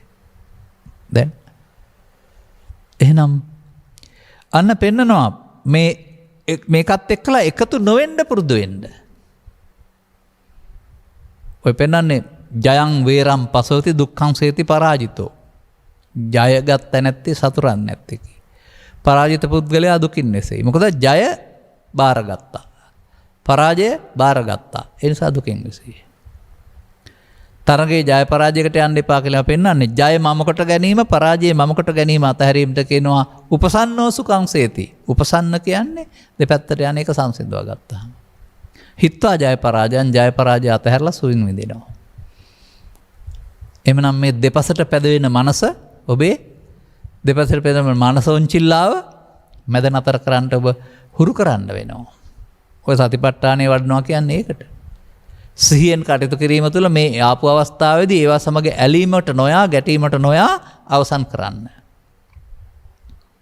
අල්ලා නොගැනීමෙන් අවසන් කරනවා. උපන් පංච උපාදානස්කන්ධය අනිත්‍ය බලනවා. කාම විතර්කේ ප්‍රහාණ කරනවා. ව්‍යාපාද විතර්කේ ප්‍රහාණ කරනවා. විහිංසා විතර්කේ ප්‍රහාණ ඔය තියෙන්නේ ඒක තමයි. ත්‍රිපිටකයේ පුරා ඒක තමයි දිවෙන්නේ. කොහොින් ඉතින් පිරිත් වශයෙන් කියන්න පුරුදු නැරුණාම Tamanගේ ප්‍රායෝගික ප්‍රතිපදාවක් මේකේ තියෙන්නේ කියලා කී දෙනාද තේරුම් ගත්තේ? කිව්වහම ලෙඩේ හොඳ වෙයි කියලා හිතන් ඉන්නවා. නෑ. තථාගතයන් වහන්සේ මනවින් පැහැදිලි කරනවා. කතමාචානන්ද පහන සංඥා. කතමානන්ද අපහාන සංඥා වෙන තැනක පෙන්නනවා. මේ හිතට හට ගන්නා වූ ඔබ ගන්නකෝ ලාභේදී අලාභේදී සැපේදී දුකින් නින්දා ප්‍රශංසා. ඔබ ඒක පිළිගන්නවා. අදිවාසයේදී බැහැර කරන්නේ නප්පජහති. වීරයෙන් අවසන් කරන්න කල්පනා කරන්නේ නවිනෝදේති. අවසානයේ දකින්න කැමති වෙන්නේ නබ්‍යන්ති කරෝති. චිත්තාභ්‍යන්තරේ සංගවන්නේ නැතුව ඉවර කරන්න කල්පනා කරන්නේ නැහැ. න අනභවං ගමේති. මේ ඔබ කරන වැඩේ. පෘථග්ජන සියලු දෙනාගේම තේමාව තමයි නප්පජහති අදිවාසේති නප්පජහති නවිනෝදේති නබ්‍යන්ති කරෝති ආනභවං ගමේති. මේ නිසා දුක් ගෙනත් දෙනවා. එතනට යොදා ගන්න කියනවා පහාන සංඥාව. ඒ අවස්ථාවේදී උපන් විතර්කයේදී උපන් හැඟීමේදී එයත් සමග එකතු නොවෙනවට නාදිවාසේති කියනවා. ඒකතකොට එක බැහැර වෙන්න වෙනවා. ඒකට පජහති කියනවා. ඒ සඳහා පරණ පාර යන්නේ නැතුව වෙන්න ඔබට වීරියක් අවශ්‍ය වෙනවා. ඒකට කියනවා වීරයෙන් හික්මවනවා විනෝදේති. ඔබට මේ දෙපැත්තට පැදවීම අයින් කරන්න ඕන නිසා ඒකට කියනවා අභ්‍යන්ති කරෝති. ආපහු ප්‍රවේගයක් ඇති කරන්නේ නැත්නම් නිහඬ වෙනකොට අනභවං ගමේති යලිත් හට ගන්න නැති නිසා අවසන් කරනවා. මා දකින්නේ සම්පූර්ණ බුදු සමයේම දෙපැත්තක් වශයෙන් මිනිසාගේ සිත් තුළ uppannam කාම විතක්කං uppannam ව්‍යාපාද විතක්කං uppannam විහිංසා විතක්කං කියනා මේ අවස්ථා තුන පිළි අරගෙන අදිවාසේති නප්පජහති නවිනෝති නබියන්ති කරවතෙන් ආනභවං ගමේති පෘථග්ජනයාගේ දර්ශනය මේ විස්තර කරන්නේ. දුකටපත් වෙන දර්ශනය විස්තර කරන්නේ. බුදුන් වහන්සේ හඳුන්වා දෙන්නේ වෙනුවට මේක මේ ත්‍රිවිධ විතර්කයේදී ඒක පිළිගන්නේ නැතුව නාදිවාසේති පජහති විනෝදේති වන්ති කරවති. ඒ භාවනාවයි වඩන්න ඕන දේ. භාවනාව කියන්නේ වඩන්න ඕන කියන එක. නැවත නැවතත් වඩන්න ඕන කියන කාරණාව. මෙපමණයි මුල් බුදු සමය ඔක්කොම. සාරාංශ කරලා ගත්තාම අටයකට හින්දනවා වගේ එහෙම නැත්නම් පොත් 58 62ම එකතු කරලා ගත්තොත් එහෙම මේ ඔබේ ජීවිතයේ දෙපැත්ත පිළිබඳ විග්‍රහය. ඔබ මැද්දට එන්න ඕන නිවන් ලබන්න. දෙපැත්ත අතහරින්න වෙනවා. අන්න අතීතං න අනුසෝචಂತಿ. දැන් අර ගත වුණ අතීතයේ ලෝභය හරි දේශය හරි මෝහය හරි ඊර්ෂ්‍යාව හරි මොන දෙයක් හරි අද එනකොට මලමිනියක් මල දෙයක් දැන් එනකොට ඕක දෙයක් නෙමෙයි. ආපහු පණ දෙන්න ඕන දෙයක් නෙමෙයි පරිණි සිතුවිල්ලක් විතරයි. එකතු වුණොත් සසර හැදෙනවා එකතු වුණොත් දුකක් දෙනවා කියලා තේරෙනවා නම් ඔබ එකතු නොවෙන්න වීරිය වඩන්න වෙනවා. අන්න නාදිවාසේති කියන්නේ ඒකයි. තව විදිහකින් කියනවා නම් අනිත්‍ය කියන්නේ ඒක තමයි. පංච උපාදානස්කන්ධය අනිත්‍ය බලනවා. එනිසා ඔබ කල්පනා කරන්න එපා බුද්ධාගම පොත ඔක්කොම හැදෑරුවයි කියලා පිරිවෙන් අධ්‍යාපනය ලැබුවයි කියලා දහම් පාසල් ගිහින් ධර්මාචාර්ය පාස් වුණායි කියලා මම දැන් බුද්ධාගම දන්නවා කියලා. ඒ දන්නේ ප්‍රායෝගික නොවන එකට කියන්නේ තියරිය. න්‍යාය විතරයි දන්නේ. භාවිතේ නෑ ඔබ ළඟ. නමුත් භාවිතයක් තියෙනවා. අන්න භාවිත ධර්මයක් බුදු සමයේ භාවිතෝ බහුලීකතෝනේ. ඔබ භාවිතා කරලා කම්පා වෙන්න හදලා තිනවා දැන් කම්පා නොවන එක භාවිතා කරන්න පටන් ගන්න. එතකොට භාවිතා වෙන්නේ මොකක්ද? ලාභේ අලාභේ සැපේ දුකේ අනිත්‍ය භාවිතය. ඒ වායේදී අනිත්‍ය භාවිතය. අනිච්චං අනිච්චං කියන්නෙත් නැහැ ඇති වෙන තැනක අනිත්‍ය කියන්නෙත් නැහැ. අල්ලා නොගන්නේ නම් නොඇලෙන්නේ නම් සිදුවෙන දෙයට අනිත්‍ය කියනවා. හටගෙන නැසෙන එක අනිත්‍ය නම් අල්ලාගත්තත් නැති වෙනවනේ. අපේ සමාජය කියන්නේ එහෙමනේ. ස්කන්ධ පහ හටගත්තාම නැති වෙන එකලු අනිත්‍ය. එහෙනම් ඉතින් ආයේ බුදු වෙන්න ඕනේ නැහනේ. පංච උපාදානස්කන්ධයත් නැති වෙනවා, පංචස්කන්ධයත් නැති වෙනවා, ලාභෙත් නැති වෙනවා, අලාභෙත් නැති වෙනවා. බලන්න දෙයක් ආයේ නැහැ. හටගෙන නැසෙන එකට අනිත්‍ය කියන්නේ ඒකට අනියත බව කියලා කියන්නේ. ඔය බාහිර ලෝකේ තියෙන වස්තුත් වෙනස් වෙන එක අනියත බවනේ. අනියත බවයි අනිත්‍යයි පටලවාගත්ත බෞද්ධයෝනේ මේ රටේ ඉන්නේ. දෙක එකක් කියලා හිතාගන්නේ. නමුත් අනියත බව ඇහැට පේන දෙයක් අනිත්‍ය නුවණින් දකින්න ඕන දෙයක්. අනියත බව ගස්කොළන් වල බලන්න, අනිත්‍ය පංච උපාදානස්කන්ධය තුළ බලන්න. මේක ලියා ගන්නකෝ. අන්න එතකොට ඔබට හැම මොහොතකම තම තමන් වැඩ කරන කටයුතු සමග අර පරණ තමන් හදාගත්ත මතේ ඇවිදින් ඒ පැත්තට ඔබට මෙහෙවන්න බලපෑම් කරાવી. වීරිය වනකම තියෙන යාට ඉඩ නොදී අවසන් කරන්න. එකතු නොවීමෙන්. අන්න ඒක තමයි අතීතං න අනුසෝචಂತಿ කියනවලෙන් පෙන්වන්නේ ගත වුණ ලෝභයක්, ද්වේෂයක්, මෝහයක් මොකක් ආවත් ඒක අතීතේ. දැන් ඔකට පණ දීලා වැඩක් වෙන්නේ නැහැ. එකතු නොවෙනවා නම් ශෝක වෙන්න වෙන්නේ නැහැ. ඔබ අතීතය ගැන විතරයි අහන්නේ අනාගතය ගැනත් මේ කතාවේ කියනවා. ඒ වගේ සිහිනමවනවා. දිව්‍ය ලෝකයන්ට හරි බ්‍රහ්ම ලෝකයන්ට හරි අනාගත බුදුහාමුදුරුවෝ දැක නිවන් දකින්න හරි තව මොකක් ප්‍රජප්පනේ. ඉටු කරගන්න බැරි සුන්දර සිහින. ප්‍රජප්පනේ කියලා කියන්නේ. ඒතු ජීවිතය අනාගතේ ව්‍යාපාරය අනාගතේ පිළිබඳ බලාපොරොත්තු සහ සැලසුම් නෙමෙයි. ඒකෙන් කියන්නේ. එහෙම සැලසුම් අපට අවශ්‍යයි. ප්‍රජප්පන කියන වචනේ තේරුම ඉටු කරගන්න බැරි බලාපොරොත්තු පිහින එක සීනමවන එක. අන්න ඒ වගේ ඔබ මේ මොහොතේ ජීවත් වෙමින් සිතුවිලි වලින් හදාගත්ත අනාගතයක සතුට විඳිනවා. දැන් හීන ලෝකයක ජීවත් වෙන්නේ. ඔය දේශපාලනට ගිය සමහර අය තමන්ට හිමි කරගන්න බැරි අගමැති කිරුළ පිළිබඳ හිතේ මවාගෙන හැමෝම අගමැති වෙන්න හිතේ තියාගෙන හිතන් හිටියට හම්බ වෙන්නේ නැහැ එක්කෙනාටනේ හම්බ වෙන්නේ. අන්න ඒ වගේ. ඒ වජප්පණය. නමුත් මේ දෙකම වැරදි කියලා පෙන්වන්නේ. පච්චුප්පන්නේන යාපෙන්ති. ඒ මොහොතේ ඇහැට කනට රාසයට හම්බ වෙන කාරණේදී අන්න පරණ එකට එකතු වෙන්නේ නැතුව හේතුපස්යෙන් උපන්දේ සම්බන්ධයෙන් Tamanගේ මතයට එකතු වෙන්නේ නැතුව ඔබ නිහඬ වෙනවා නම් ඔබේ මතය පිසින් බැහැර වෙලා යනවා. ඇලෙන ස්වභාවය, ගැටෙන ස්වභාවය ටික ටික තුනී වෙන්න ගන්නවා. මන්දයත් ඔන්චිල්ලාව තල්ලු කරන්න අතහැරපුවාම ස්වභාවයෙන් නිහඬ බවට පත් වෙන්නේ. මේ කම්පණය ඇති කරන්න මමත්වෙන් ගැනීම. මඤ්ඤමානෝකෝ බික්කෝ බද්දෝ මා රස්සනේ දුක මම විසින් නැති කරන්නේ. අමඤ්ඤමානෝ මමත්වෙන් නොගැනීමේදී ඔබට පුළුවන්කමක් තිබෙනවා ටික ටික මේ ප්‍රවේගය සෝවාන් සිට රහත් දක්වාම වේගය අඩු කරන්න පුළුවන්. මේ ඔන්චිල්ලාව දෙපැත්තට පැදවෙන එක පෘථග්ජනයාගේ ජීවිතයේ ඔන්චිල්ලාව වේගය අඩු වෙන එක ආර්ය පුද්ගලයාගේ ජීවිතයේ. ඔහු තමයි ප්‍රහාණය කරමින් යන්නේ. ඒක ඔබට සැරයක් දෙකක් 10-12 වතාවක් සිද්ධ වෙනකොට තේරෙවි එදා වුණ ඇඬින් දෙඩින් මැලපීම්, එදා වුණ කම්පණය, එදා එන තරහව, එදා එන දුක අද නෑ නේද කියලා. ලෝකෙ සිද්ධි හැමම තියෙනවා. නමුත් ඔබේ හිත ඇතුලෙන් එන්න එකක් නැති බව තේරෙයි. එහෙම තමයි ඇතුළත හිස් කරන්නේ. ඒකට එකතු වීමෙන් බලවත් වේ, එකතු නොවීමෙන් හිස් වෙන්න පටන් ගනී. එකතු වීම අනුසෝතගාමීත්වයයි, එකතු නොවීම පටිසෝතගාමීත්වයයි. මම වෙනත් ක්‍රමයක් දකින්නේ නැහැ ස්ත්‍රී පුරුෂ කිහිපයේදී ભેදෙන් තොර බුදු සමය තුළ. කොතරම් භාවනා ක්‍රම ගැන කතා කළත් මේ කියන සිද්ධියට මුහුණ දීම තුළින් බාර නොගැනීමෙන් අර ඉන්ද්‍රකීලය සෙලවෙන්නේ නැසේ. මහ ගල් පර්වතයේ සෙලවෙන්නේ නැසේ. ඒ උපමාවෙන් පෙන්වන්නේ ලෝක ධර්මතා. නමුත් තමන් බාර නොගන්නේ නම් ස්කන්ධ පංචකයක් පමණයි, සිතුවිල්ලක් පමණයි, හටගත්ත ගමන් නැසෙන එකක් පමණයි. ඔබ මේ ඔස්සේ ගියොත් ඔබට හම්බ වෙනවා ඔය කම්පිත සිත වෙනුවට අකම්පිත තැනක් හිතේ. මේ ධර්මතා හමුවේදී අන්න සුතවත් ආර්ය ශ්‍රාවකයාටත් ලාභාලාභ දුක් හමු වෙනවා. නමුත් ඔහුට කිසිදු කම්පනයක් නැහැ. ඒවෙන් දුකක් නැහැ කියලා පෙන්වන්නේ. මෙන්න මේ කම්පිත තැන වෙතට යන එකට කියනවා ධර්මයට යනවායි කියලා. මේ කම්පිත නැති තැන ජීවත් වෙනවට කියනවා ධර්මයේ සරණ කරන ජීවත් වෙනවායි කියලා. බුදු සමයේ ධම්මං සරණං ගච්ඡාමි කියන්නේ ඕක බව බොහෝ දෙනා තාම දන්නේ නැහැ. බණ පොත හරි බුදු පිළිමේ හරි ජාතක කතාවක් හරි සරණ යනවා කියලා තමයි හිතන් ඉන්නේ. එසා අදාළ තැනට ගියාපුවම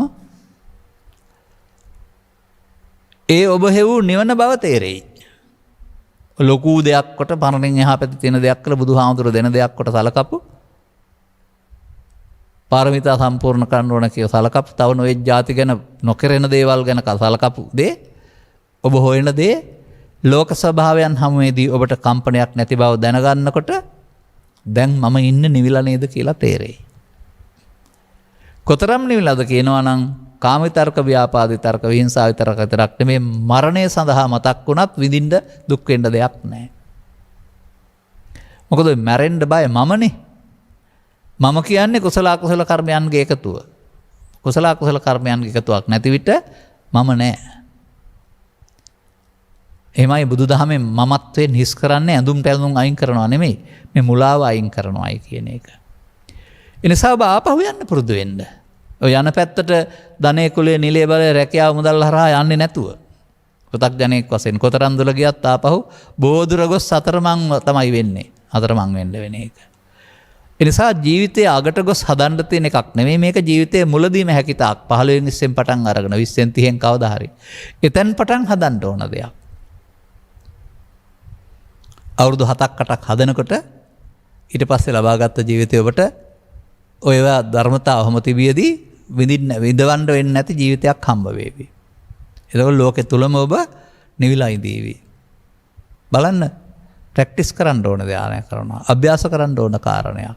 නැවත නැවතත් අදාළ අවස්ථාවන්හිදී ඒ කම්පිත අවස්ථාවන් වලට ඔබ මුහුණ දෙන විට ඒවා චිත ඇතුලේ තියෙන නිසා එන බව මේ තාක් දුරට මට තව කම්පණය තියෙනවා කියලා දැනගන්න. අනුන්ට කියන්න යන්න ඕන නැහැ. කාම විතර්කයේ මේ තරම් තියෙනවා, ව්‍යාපාද විතර්කයේ මේ තරම් තියෙනවා, විහිංසා විතර්කයේ දුර්වල වේගන එනවායි කියලා තව තියෙන බව තේරුම් ගන්න. නැති දවසට නැති බව තේරෙවි. උදාහරණයක් මෙහෙම කියන්නම්. ඔබට පාඩම් කරමින් ඔබ ඉන්නවා ගෙදර. ඔබට මේ පාඩම් කරන එකට හිත එකඟ කරන්න කරදරයක් මේ එළියෙන් කෑ ගහන සොනකෙක් නිසා. දැන් ඔබට කේන්ති ඇවිදින් ඌට ගහලා පන්න ගන්න හිතෙනවා. අන්න ඔබ ව්‍යාපාද විතර්කයේ ආවා ඔබේ හිතට තිබුණ නිසා. නැති දවසට සුනකයා කෑ ගහවි. ඔබ මරන්න හිතෙන එකක් නැහැ. ඒක උණ්ඩායිති වැඩක් වශයෙන් සලකලා ඔබ නිහඬව ඉඳීවි. ඒ අරුණාම අර ප්‍රතික්‍රියා දක්වන්න යන එකක් නැහැ. අන්න එහෙමයි නැති බව දකින්නේ. Taman ළඟ මේක නැති බව දැක්කහම දැන් ඔය පෙන්වන්නේ කතං කරණියන් නාපරං ඉත්තත් ආයති කළ යුතු සියල්ල අවසానයි යමා මහ නිවන කියලා. නැත්නම් නත්ති දානි පුනබ්බවෝ කියලා නැවත හටගන්න නැති බව තේරෙනවානේ. මේ කාපා විතර්කයේ ව්‍යාපාද විතර්කයේ හට ගැනීමනේ නැවත හට ගැනීම කියලා කියන්නේ. එතකොට ගැටෙනකොට හටගන්න නැත්නම් දැන් නැවත උපතක් නැති බව තේරෙනවානේ. ඒක තුළින් තමයි නැවත උපත නැති බව ප්‍රත්‍යක්ෂ කරගන්න වෙන්නේ. ඔය ඊළඟ මව කුසෙන් එහා පැත්තට නැවත උපත කියලා හිතන්න එපා.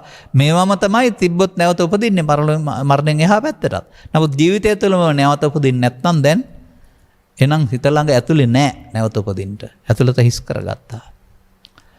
මේ කියන්නේ යම් යම් දේවල් පිළිබඳ ප්‍රත්‍යක්ෂ අවබෝධයෙන් මතක තියාගන්න. ඔබටත් ඒක දැරීමි. මම දන්නවා මේ රටේ එහෙම දැනෙන පිරිස් හුඟක් ඉන්නවයි කියන්නේ. පෙරදා ඇලුන ගැටුන කම්පා වුණ සම්දුසරවල් වුණ ගහවෙන ගත්ත සිද්ධින්හිදී අද උපේක්ෂා සහගත බව. විතරක් නෙවෙයි. ඔය මට හම්බෙලා තියෙන ලියුම් මිටි කියලා බැලුවොත් එහෙම තමන්ගේ ජීවිතවල තිබෙනා මේ දුක් සහත ස්වභාවයෙන් අත මිදී මෙතෙන්ට පැමිණෙට මඟ සලසාගත් බව. සැනසෙල්ල ඉන්න බව.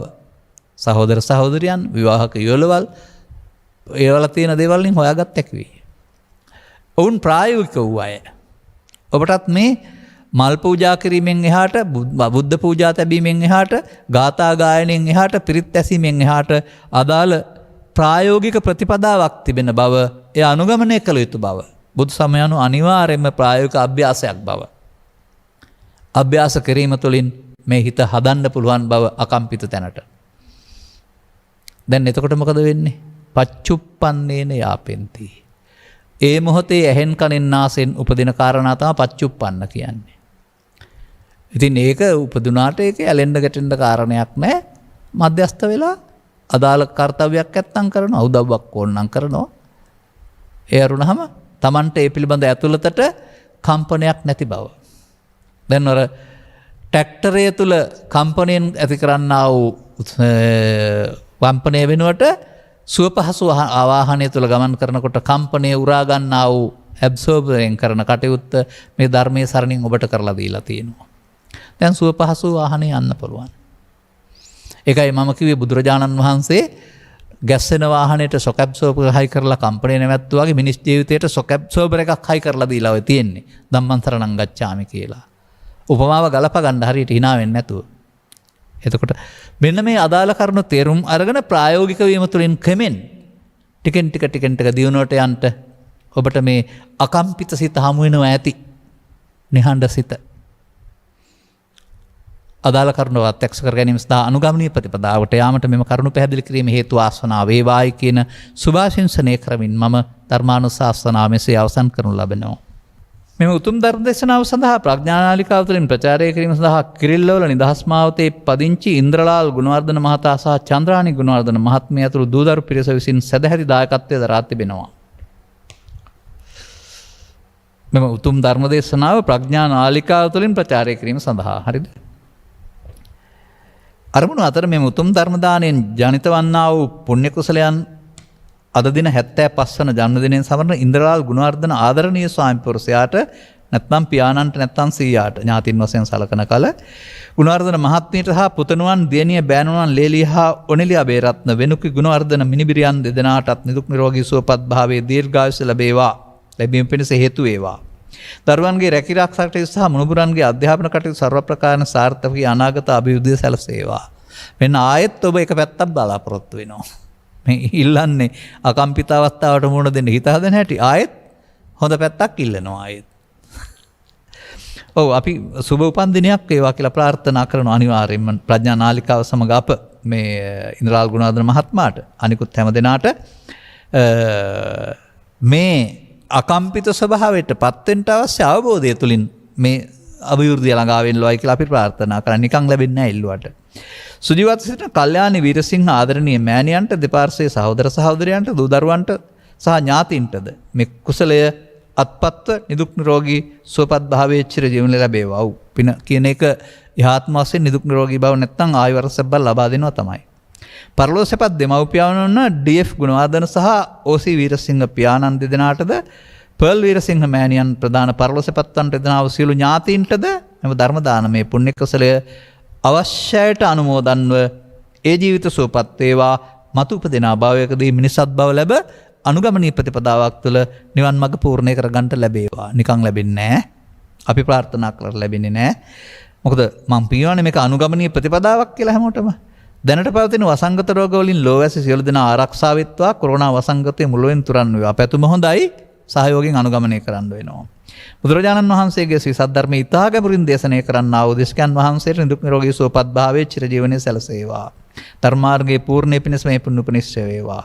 ධර්ම ශ්‍රවණය කළ සියලු දෙනාටත් සසරින් එතර වීමට පෙරදරන සියලු දෙනාටත් මේ පින් නෙමෙයි මේ අවබෝධය මතක තබා ගන්න. අවබෝධය සහ අනුගමනීය ප්‍රතිපදාව නිවන් මඟ සම්පූර්ණ කර ගැනීම පිණිස හේතු වේවායි ඔවුන් ප්‍රාර්ථනා කරනවා.